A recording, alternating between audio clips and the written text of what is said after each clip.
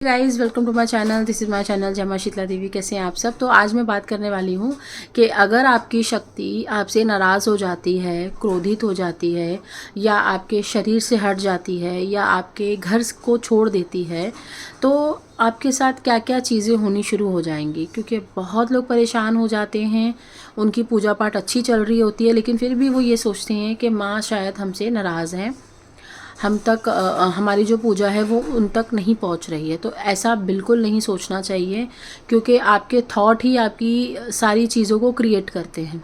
ठीक है। और जो लोग मुझ तक नहीं पहुंच पा रहे हैं, मैं कोशिश कर रही हूँ सबको कॉल करने की, लेकिन मैं भी एक इंसान ही हूँ। तो जितनी एनर्जीज़ हैं उतना ही हम काम कर सकते हैं। ऐसा नहीं कि 24 घंटे फ़ोन पे रहना भी हमारे लिए हानिकारक है। तो हम फ़ोन को थोड़ा कम ही इस्तेमाल करते हैं आज के टाइम पे। तो प्रॉब्लम ये है कि जो लोग फालतू के लोग आ रहे हैं उनको ब्लॉक किया जा रहा है, और जो लोग सच में जेन्युइन है और जिनको सच में बात करनी है, हेल्प की ज़रूरत है, उनको हेल्प दिया जा रहा है। ऐसे लोग आएंगे उनको ब्लॉक कर दिया जाएगा, क्योंकि ईमेल पढ़ते ही पता चल जाता है किसको कितनी रिक्वायरमेंट है। तो कॉल तो वैसे मैं पहली बार सबको करती ही हूँ, इन्फॉर्म कर देती हूँ कि आप कैसे काउंसलिंग ले सकते हो, क्या प्रोसेसेस होते हैं। लेकिन जो लोग फालतू होते हैं, क्योंकि उनको मेरा नंबर एक बार मिल जाता है, फिर वो क्या करते हैं कि हाँ आप क्या कर रहे हो, हाँ आप ही रिप्लाई करते हो ना, आप कोई और तो नहीं हो। मैं बोल रही हूँ, मैं जब कॉल पे बात कर रही हूँ तो आपको नहीं समझ में आ रहा है, आप मत आओ मेरे पास, आप चले जाओ, दुनिया पड़ी हुई है पूरी, आप स्वतंत्र हो, आप किसी के पास भी जा सकते हो, बस मेरा टाइम मत बेकार करो। तो ऐसे लोगों को मैं ब्लॉक कर देती हूँ। फिर भी झेल लेती हूँ थोड़े दिनों तक, लेकिन जब माँ से पूछ लेती हूँ, माँ ने आदेश दे दिए कि नहीं बात करना है तो नहीं बात करना, फिर ख़त्म खलाश। फिर तो आप कुछ भी कर लो, मैं उसको अनब्लॉक नहीं करने वाली हूँ। तो प्लीज़ किसी भी साधक के पास जाओ, पहले तो पूरी की पूरी जानकारी लेकर जाओ उसके पास क्या है, अच्छा है, बुरा है, या आपके पास कोई शक्ति चल रही तो उससे परमिशन लो, तभी आप किसी के पास जाओ। अदरवाइज़ ऐसे भटकने का कोई भी मतलब नहीं है। ठीक है। अब बात कर लेते हैं कुछ संकेतों के बारे में, जो संकेत आपको मिलेंगे। पहली चीज़ तो ये है, अगर आपकी शक्ति आपसे नाराज़ हो जाती है तो आपको ये संकेत मिलते हैं कि आपके घर में ना विनाशकारी वाली स्थिति बन जाती है। विनाशकारी मतलब आपके घर में सब कुछ तबाह होने लगता है। आपके घर में बहुत लोगों की शादी हो रखी होगी, भाई की, भाभी की, बहन की, है ना, रिश्ते बहुत अच्छे से चल रहे होंगे। तो आप देखोगे सडनली ना उनके रिश्तों में दरार आनी शुरू हो जाएगी, डाइवोर्सेस हो जाते हैं। डाइवोर्स होने के बाद वो अकेले रहने लग जाते हैं, और अकेले रहने के बाद उनको उन्हीं की शक्ति रियलाइज़ कराती है कि तुमने यहाँ गलतियाँ करी, तुमने मेरा त्याग कर दिया, या तुमने मेरे से मेरी पूजा नहीं करी, या तुमने मुझे माना नहीं दिल से, या तुमने कहीं मेरे बारे में कुछ उल्टा सीधा बोल दिया। तो इसके वजह से शक्ति आपसे अलग भी हो जाती है। ठीक है।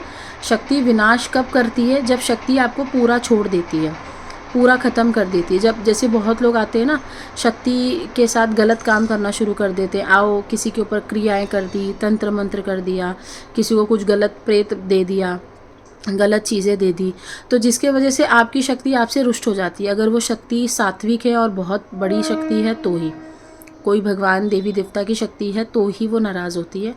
प्रेत वो कभी नहीं चाहेगी कि आप किसी प्रेतों के चक्कर में पड़ो या किसी तंत्र मंत्र के चक्कर में पड़ो। देखो, दो तरीके के तंत्र मंत्र होते हैं, एक अच्छा होता है, एक बुरा होता है।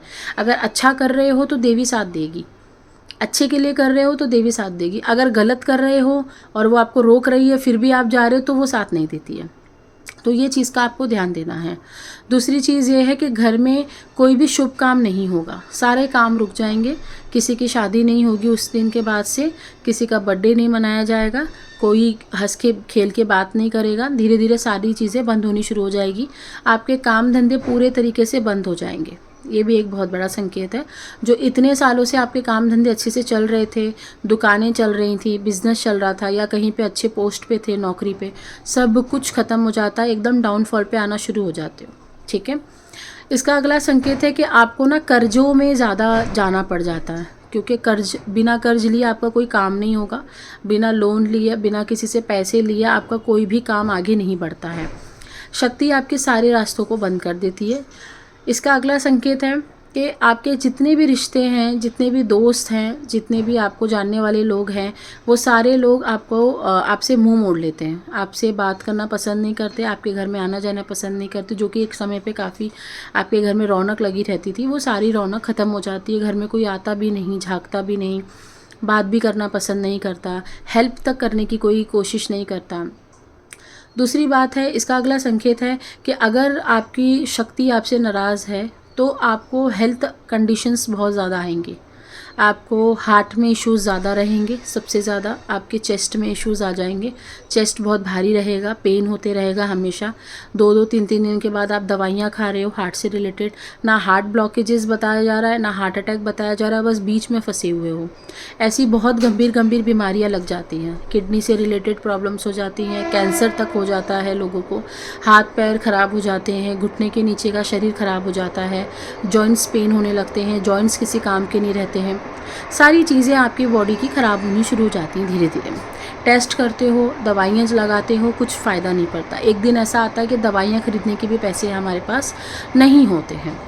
तो इसका पूरा संकेत है कि आपने अपनी शक्ति को रुष्ट कर दिया है, नाराज़ कर दिया है, और वो शक्ति प्रचंड होकर के आपके रास्तों को बंद कर रही है।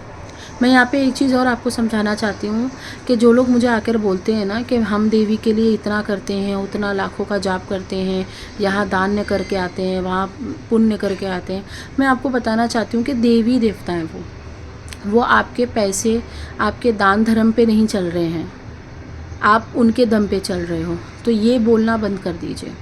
बहुत सारे लोग ऐसे हैं जो माँ का नाम भी नहीं बोलते हैं, खाली एक दिल से निकलता है माँ, और माँ आ जाती है। उनको ज़रूरी नहीं है कि वो माँ को भोग देंगे या माँ के नाम से जाप ताप करेंगे, दान पुण्य करेंगे, बहुत बड़ी बड़ी पूजाएं रखवाएंगे, ढिंडोरा पीटेंगे तो ही माँ आएगी। नहीं, ऐसा कुछ नहीं है। बहुत लोगों के दिमाग में ऐसा है कि माँ के लिए वो जितना करेंगे माँ उतना प्रसन्न होगी।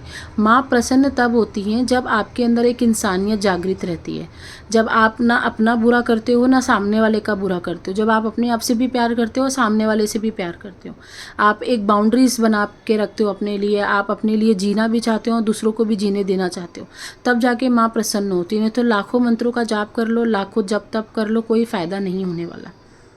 ठीक है, तो ये सबसे बड़ी पॉइंट्स ही मैं आपको बता रही हूँ। और बहुत लोग मुझे आके पूछते हैं कि क्या हमारे घर में माँ बैठी है या नहीं बैठी। तो पहले मैं आपको ये बताना चाहती हूँ कि माँ कहीं नहीं बैठती। माँ का जो लोक है ना, वो पृथ्वी नहीं है, वो ऊपर बैठती हैं। पृथ्वी के भी ऊपर उनके डायमेंशंस है, उनके लोक हैं, वहाँ पे वो विराजित रहती हैं। उनकी सिर्फ शक्तियाँ आती हैं हमारे पास।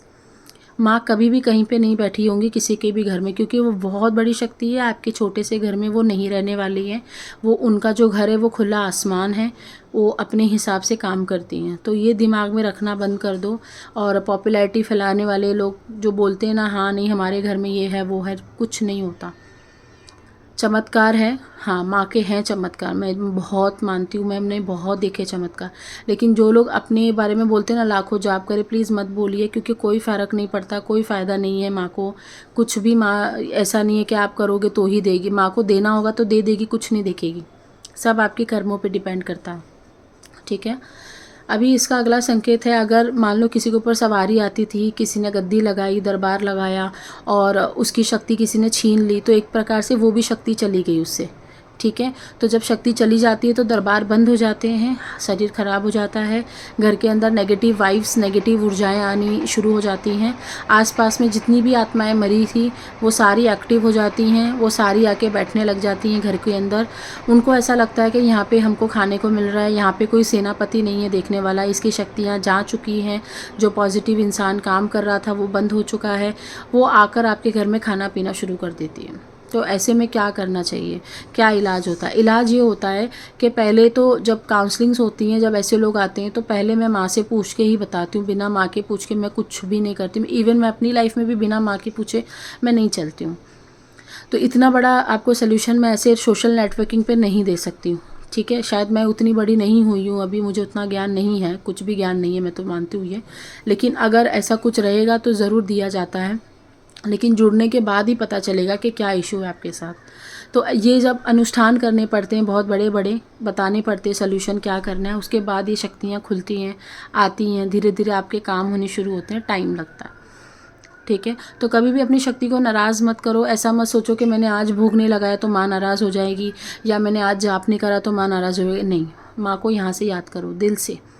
आप कुछ भी मत करो माँ के लिए, कुछ भी मत करो, देखो माँ फिर भी चलती हैं साथ में। खाली दिल से याद करो उनको, ठीक है। ऐसा दिन में नहीं लाना कि माँ नहीं चल रही, माँ हमेशा चलती हैं। जब हम नेगेटिव चीज़ों के ज़्यादा फोकस करते हैं तो नेगेटिव चीज़ भी हमारे साथ चलने लग जाती हैं। तो सब कुछ आपके थॉट पे क्रिएट करता है। थॉट आपके अच्छे होने चाहिए, विचार अच्छे होने चाहिए, काम अच्छा होना चाहिए। उसके बाद ही माँ जो थोड़े बहुत कष्ट होती है वो तो काट ही देती है, लेकिन माँ कभी भी रुष्ट होकर नहीं जाएगी। हमेशा अच्छे लोगों का भला करने में जितना कर सकते हो करो, नहीं कर सकते हो तो दूर हट जाओ, माँ से प्रार्थना करके हट जाओ दूर, ठीक है। आई होप आपको समझ में आई होंगी चीज़ें। और ऐसा कोई फंसा हुआ है कहीं पे जिसकी शक्ति पहले आती थी अब नहीं आती है, और उसके घर में कलह कलेश बनी रहती है, तो उसको ये वीडियो ज़रूर शेयर करो। उसको बताओ कि बेटा आप यहाँ पे फंसे हुए हो, आपको यहाँ से निकलना पड़ेगा। अगर आप नहीं निकले तो आपके वंशों को झेलना पड़ेगा, आपकी पीढ़ियों को झेलना पड़ेगा। क्योंकि ऐसा नहीं है कि ये शक्ति सिर्फ आप तक सीमित रहने वाली है, आपके बाद आपके बच्चों पर भी ये चीज़ों का प्रभाव पूरी तरीके से रहता है। तो चीज़ों को जितनी जल्दी सॉल्व कर लो उतना अच्छा है, उतना बढ़िया है, ठीक है। टिल देन बाय, नमस्ते।